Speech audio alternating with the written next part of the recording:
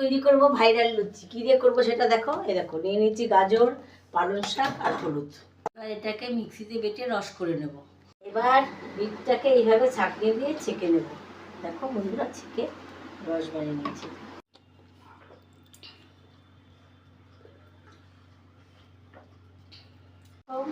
চারটে ডো বানিয়ে নিয়েছি 4 রঙের।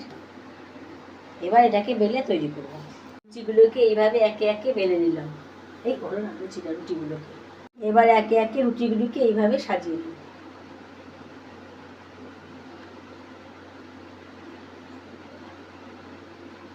এবার এগুলোকে এরকম রোল করে মুড়িয়ে নেব।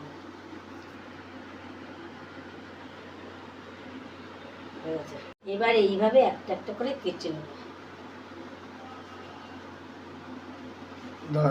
ডোগুলোকে তৈরি করে নিলাম। এবার লুচিগুলোকে ভালো করে বেলে নেব।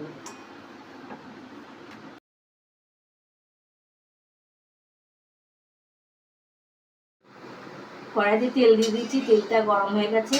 এবার লুচিগুলোকে একটা একটা করে ভেজে নেব।